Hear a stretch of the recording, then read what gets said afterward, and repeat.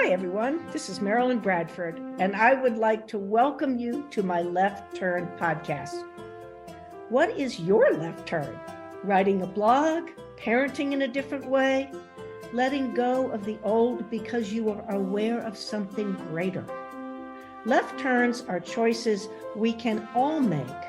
It's about a willingness to step into the unknown in any area of your life, to trust yourself, to risk creating or trying something new. It's about letting your true uniqueness shine. The greatest people who have lived, artists, statesmen, writers, explorers, musicians, have all been people willing to turn left. What capacities do you have that you have not acknowledged? What would your life and the world be like if you were willing to turn left? Welcome, everyone, to this edition of the Left Turn podcast. I'm Marilyn Bradford, and I'm joined by a really super guy, Max, and I'm not sure how to say your last name. Is it Zoulek? Sounds pretty good to me. Okay, Max Zoulek, who has traversed the world and doing various things. But let's just get into a little history. Max was born in Munich, Germany, and migrated to Australia with his family at the age of 8.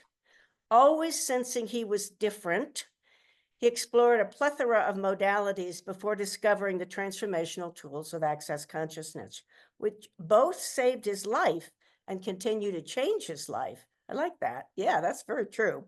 I mean, for me too, for lots of people. He now facilitates with and personally uses these tools every day and seeks to be the change in the world he would like to see in the world. Yes, that was stolen, but it was too great not to use. I love it. Max is a certified access consciousness facilitator, university trained naturopath. I did not know that. Father of 2 teenage children, and lives in the UK with his wife, Shannon O'Hara. Welcome, Max. Thank you, Marilyn. Thank you for the invite. Yeah, I'm very glad you could join us. So I'd love to know more. What have been some of the bigger left changes in your life? Left turn, I can't talk this morning. Left turns that have really changed the trajectory of your life. Left turn, change, it's kind of synonymous. Yes. Because a left turn will change everything. Yes. I'm trying to think of the first one, because when you read the biography, I haven't heard it or read it for quite some time. I guess the biggest first left turn, which I think I had a hand in a very indirect way, was when my family moved to Australia when I was 8 years old. You know, we tend to think that when we're children, we aren't really responsible, or we're not making those choices of when the family makes a bigger choice. But my sense is that we actually do. Yes. It's just not direct. It's not like us saying we should do this or something like that. But our influence in the family is like we are contributing to those directions. So that would probably be the biggest first left turn. Moving to Australia when I was 8 years old, and I couldn't speak English. It was a completely different culture. You know, yes. When you think of Germany, pretty uptight, very form and structure, a certain kind of control, certain kind of rightness. And then Australia is like the convict order of England. That's young, 250 years old, and beautiful land, completely different land. It's the southern hemisphere, not the northern hemisphere. It's really different. Yes. So my adaptation at that time was to try and fit in, as probably most 8-year-olds would, is like, I want to fit into this environment. I want to belong. So I did everything in my power to try and do that. And a lot of that was trying to cut myself off. I was trying to be the least amount of German that I could be, right? Wow. Within 6 months, some of my teachers that didn't know me at the beginning didn't know that I was from Germany. That's how quickly and how dynamically I adapted. Like they thought I was Australian. That's amazing. That's huge. Yeah, the way I sound now to you guys is Australian, right? Like it's yes. I'm somewhat of an undercover German, as my wife likes to say. So I made a huge left turn at that point, basically. Yes. But it took me like well into, there were several different stages. one of my next left turns was, and this is all before Access Consciousness, before I found Access Consciousness 14 years ago. I started martial arts at about the ages 16, 17, and I did 4 years very intensely. And I was really into it. I was training every day. Even when I was working, doing my apprenticeship, I would train like every night for several hours. And it was too much. It's a lot. It was not good for my body, but, we do some interesting things when we're younger. Yes. And I really needed to prove to myself that I could fight. And, and that's not just in a physical sense, but in a lot of senses, that I was like strong, that I was capable, that I was a man, that I was like all these different things. It was another version and a step up of the trying to fit in and trying to like have this identity for myself of what I thought was the right thing to be as a man, and strong and invulnerable and all these particular things. And I guess my next left turn would have been when I studied naturopathy. Like I was doing a trade at the time, fitter and turner. It's like a lot of welding and steel work and in a workshop. And then, but I always knew like that wasn't where I wanted to fit either. And I guess my first left turn that I chose then cognitively was this thing of going more into the healing arts, which was naturopathic medicine. And I did a certificate for in remedial massage, so like body orientated stuff. And that was a real change for me too. And I also moved away from where I grew up. God, what is there to say about that? So I started on this kind of path of trying to get things right in a different way. I know we still try to get things right, but let's try this one. Let's try this one. Try this one. New version of rightness. Like what's the new best version of rightness that we think is appropriate right now? So I was doing a lot of that, and I was really trying to get things right this time. Trying to get rid of everything I'd done beforehand and then try this new path of rightness. And at the end of those 4 years, I was like, my body was kind of as sick. Like I was pretty much fine beforehand. And then it was like, I had some body issues and the doctors couldn't tell me what was going on. And I thought I should have been able to work out. And now that I'd like spent all this money and studied for 4 years of naturopathic medicine, and I learned a lot of great stuff, really great stuff. But the way that I was using it, it was like trying to get it right and finding the answer, like making everything an answer. That's what was destructive. I learned later on. And then 2 years after that, my next big left turn, when I found Access Consciousness. And at that point I had 2 young children, I was married. Access was the next big left turn. And that's a big one. That's a big one. And it continues. It's 14 years later, I'm still turning left, and but it's no longer just left. It's like all sorts of turns. And, as consciousness is like this, I like how Dr. Dane here often puts it, it's this meandering path of consciousness. There is no ABC linearity. Everything tends to be a lot more spherical and energetic. Like when you look at the energy of everything, like everything is energy that we consider physical, or even, Wi-Fi, electricity, all those things are energy, things that we can't touch and control with our bodies. Everything's connected. So, and works in these ways that we don't even quite get at this point. So looking at things more energetically now is such a gift for me, because it doesn't have to be in this logic and linear way. And there's so many turns and possibilities available at every point. Yeah, so that's very nice. Yeah, so that was probably the biggest left turn. And like I said, that I still continue to choose. How did you get into Access? Yeah, good question. It's I did all sorts of stuff for 10 years, from early 20s onwards, like metaphysical stuff. I did like men's workshops, like inner work festivals and neurolinguistic programming. And then with the naturopathic stuff too, I was interested in Ayurveda and traditional Chinese medicine, and always looking at different stuff. And then with Access Consciousness, friend of a friend was becoming a facilitator. And then my friend said, "Oh, I'll run your bars because you just learned it." And I did that and didn't really do anything for 6 months after that, because I went away from my honeymoon with my family.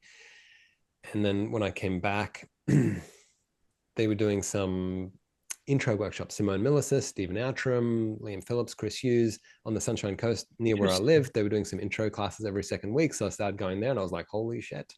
Yeah. This is different. I'd never heard anyone talk about choice like they were Yes. talking about. I never heard anyone define judgment, like good and bad, right and Yes. wrong, and how much we function by it.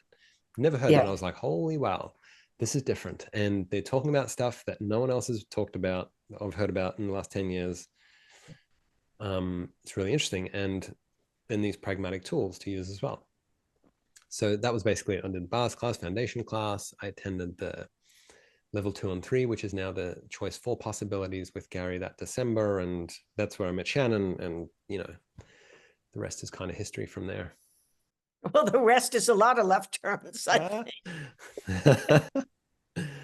Yeah. So it's been, it continues to be a wild ride. Even these last couple of days, there's been some interesting stuff up in my universe. And that's like, wow, how the fuck do I deal with this? How, and I know by this point now, it's not how necessarily, because the how is where we really stick ourselves to. And when you go from that logic matrix, and I'm a head tripper of magnitude, right? So the logic matrix was a real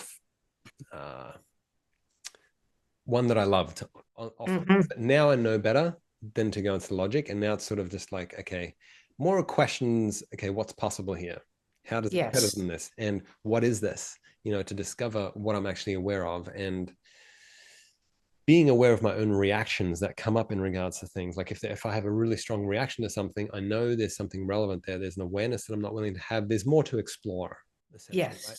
Yes. Doesn't mean something's wrong. Doesn't mean I have to fight something. Doesn't mean anything. Questions are my friend at that point. And the last couple of days has been one of those points where it's been difficult to ask questions because there was so much reaction in my world, and I'm still working through that. And it's an interesting process. And you know, what's possible here, really? Yes. And what else can I choose? What else can I be? So there's this really different way that I get to approach things, and that I choose to approach things these days than I couldn't, you know, even a couple of years ago. I think that's a huge left turn, that you change the way you approach things. Can you say a little bit how you used to approach them? And well, I mean, one of them I told you, but I kept doing this for many years, and I still notice myself sometimes doing it, which is the rightness. yes. And you might remember too, there was one particular class, the Art of Greatness, that Gary facilitated. Gary Douglas, the founder of Access Consciousness, my stepfather, and I say that specifically because in this story, which he made me turn left, which I'm very grateful for, in this particular story, is the stepfather thing is irrelevant because he doesn't care who the fuck you are or what the relationship is. He always goes for the greatest consciousness that's available. Yes. And in this particular class, I asked the question. At least I thought it was a question. It wasn't really a question. I was like saying stuff without a real question, but I put a question mark on the end of it because that was the right thing to do. Yes. In an access class. And he started yelling at me intensely. And, you know, you just want to be fucking right. And like all this sort of stuff, bam, bam, bam, bam, bam. And then he stomped off and went to lunch and said, class is dismissed. Everyone's going to lunch, you know? And I was like, holy shit. Yeah. And he inserted this intensity into my universe that if it wasn't for that intensity and that aggressiveness that he was beelining for this point of view that was in my world, I don't know when or how or if I would have gotten it.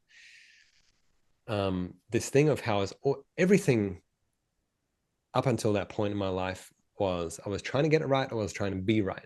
That was the only North Star that I ever had that I could remember. And for the 3 months after that, where he was really intense with me, it was tough because all I could see was where I was trying to be right constantly, and I didn't see something different, but I had to really relax and choose something different.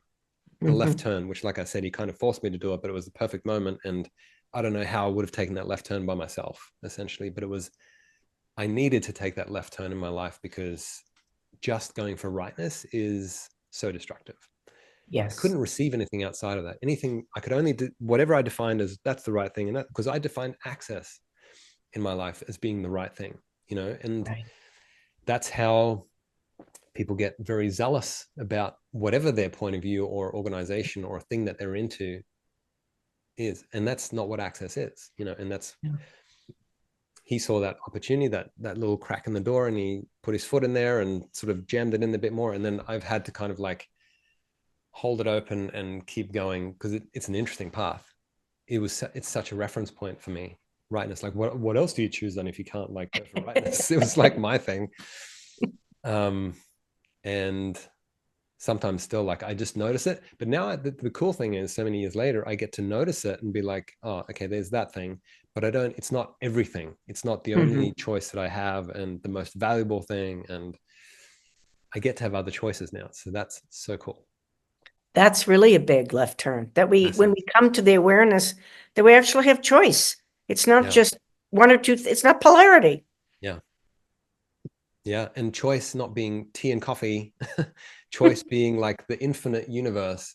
And I mean, that's totally still a path that I'm on.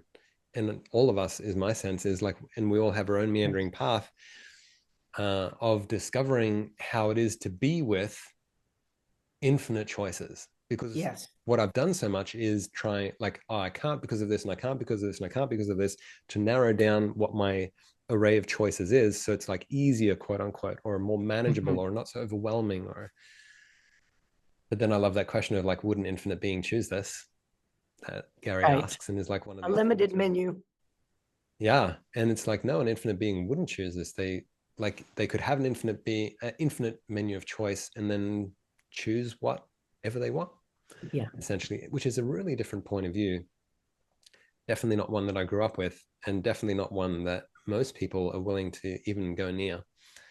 Yeah. And sometimes I'm not willing to go near it as well. Like, or, you know, at least sometimes I'm acutely aware that I'm not willing to go near it, and then other times it's probably just sort of there and I'm not really paying attention to it. But the choice is there, and getting to have more awareness around all of that too, you know, because there is no right or wrong choice. No, that was big for me too. Choice creates. That was like, what? Yeah. Yeah. Yeah.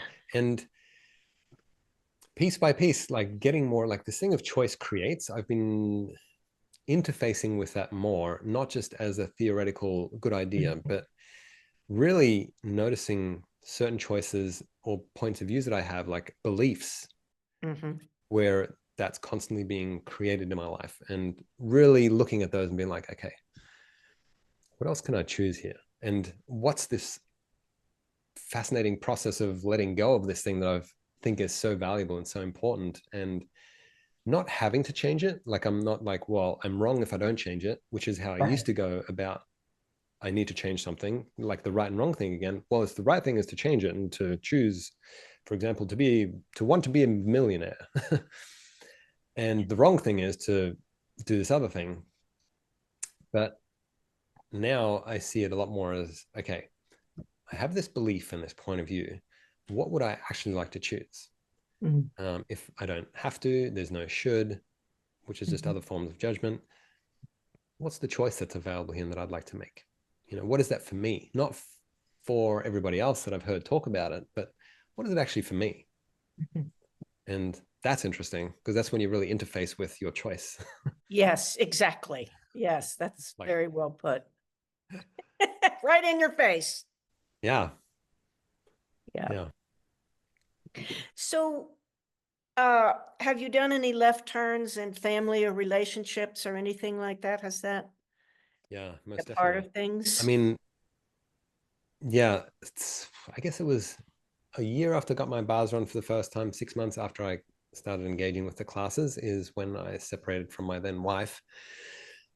But only because I started realizing that the relationship hadn't worked for a number of years. And I always thought, oh, it's because we have young kids, and it's because of this, and it's because of that. And like, I was always interested in something different and having something greater. And like, I'm not innocent. Like, I totally was part of creating the relationship that didn't work, you know. I Withdrawal is also one of my things. So, and when you do that in a relationship, you know, that is not a creative point of view when you withdraw. I know that one too. So I was definitely part of creating the relationship not working, but I also recognized that we wanted really different things. Yes. And so I made the choice to separate. at that point, which was not easy for her. And um, yeah, I need to discover some really different things for me in my life. So that was a big left turn. And then also in regards to my family, I remember around about the same time, actually, I was driving with my brother in his car, and I was 6 months into doing access consciousness. And they've known for some time, for 10 years or so, that I was really into weird shit. And Yeah, kind of right. like the airy fairy, Mhm. um in the family, he's probably not going to achieve a whole lot or whatever. And it's this hobby thing that he does, and that he like is thinks it's a great idea, that I've been doing for 10 years. I was so enthusiastic about what I'd learned in access, and I was telling him about it in this longer car drive. And then he looked at me and he goes, "Why are you judging me?" And I was like, "Holy What? shit."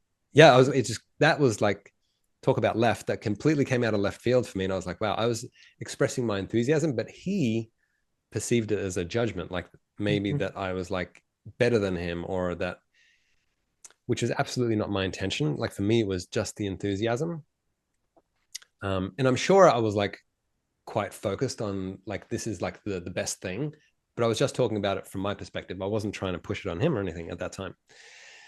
And so that was like a real eye opener to me, where I recognized that certain people in my life that I thought were there with me, for me, um, didn't really want me to change. Mhm. They were happy with me being in a particular box that they could control, of like, well, he's just this and this and this, right? But then when it kind of got real, me changing, making different choices and choosing something different, that wasn't okay for those people. So that created a lot of awareness for me, but it also created just, I had to take a different path. I had to Yeah. really consciously choose what worked for me, not against Yes. my family or against friends at the time or anything, but just what I had to be honest with myself about what would work for me. And that was tough. And it still sometimes continues to be tough, because there's that just kind of keeps developing, Yes. like a deeper, bigger question of, what is it that I would actually like to choose, even if nobody else will choose it or wants me to choose it. Or that's and that's where I look at Gary Douglas Yes. and the choices that he's made. I'm like, wow, that's some tenacity that I don't know if I have the chops for it or like how that would be even. And he's completely different. He's a really different person to what I am. So once again, it's this kind of question of, what is that for me? Because Yes, I have looked at exactly. Gary a lot, and Dane, and my wife Shannon, because she's an incredible facilitator and person, and also I really respect and admire her. Right. Like it's easy to look at people like that and be fascinated and kind of put all of that attention out there, rather than seeing the inspiration, seeing what they're willing to be, and have that as an inspiration to then, Yes. wow, what is this? What am I capable of? Like having, Right. Gary said this thing one time about, why aren't you fascinated with you?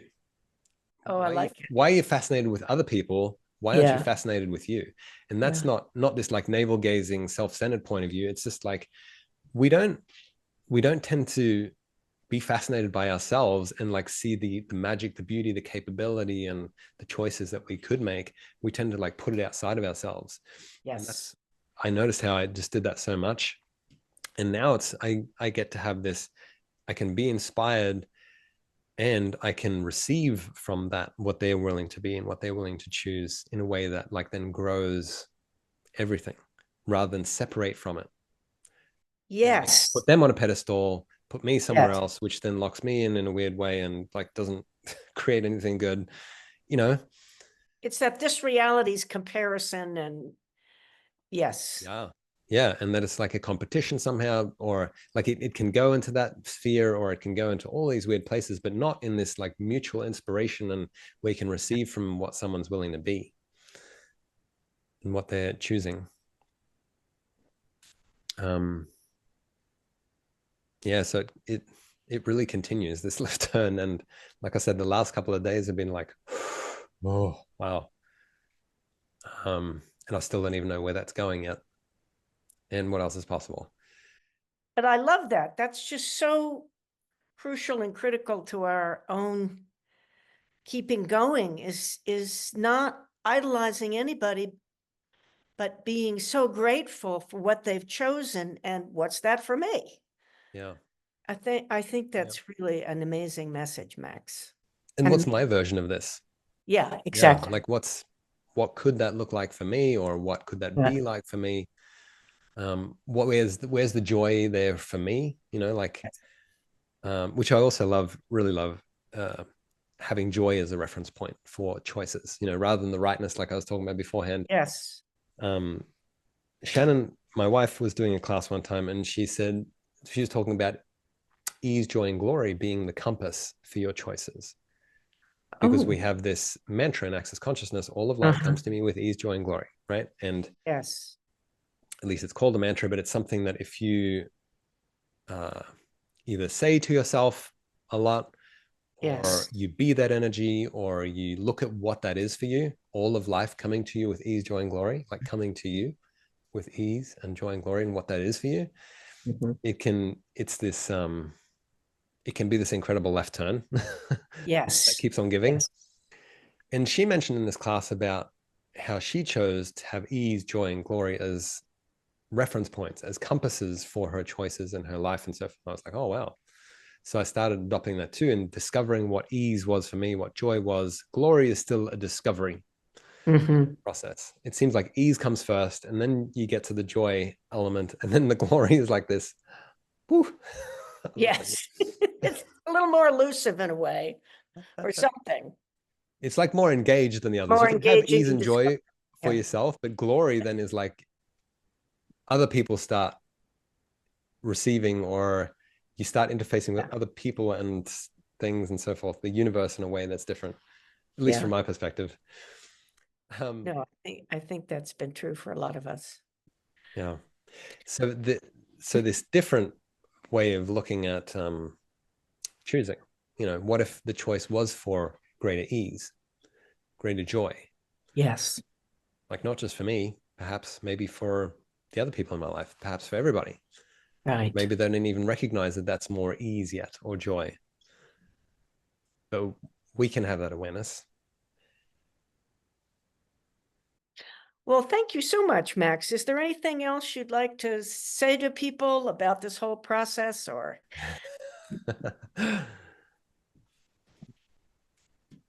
God, thank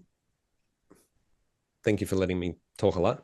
I think I've spoken about all those key things, like the rightness and stuff, which was for me a major thing. And I know for a lot of people it's really relevant. Yeah. And for some people, I think this might just help some of you out there. If you notice that some people don't even like get the right or wrong thing,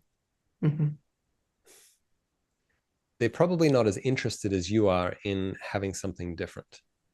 Oh, good point. If people don't acknowledge the presence and the choice of rightness and wrongness, even that exists and is like a thing, because it totally is, it doesn't occur in nature. Right. You will see nothing in nature that does right or wrong. It's a 100% human concept. So if someone like either like plays it down, it's like, oh no, that's bullshit. It's like, we have to judge, right? We have to discern. We have to, like, otherwise we can't, blah, all these sorts of stories that people have. Just recognize that you're not the problem. You're willing to be aware of something and see something bigger than those people are willing to see. So don't make that your problem. If other people don't get the gravity of judgment and what that is and what it creates, if you're getting it. Yeah. Oh, I think that's lovely.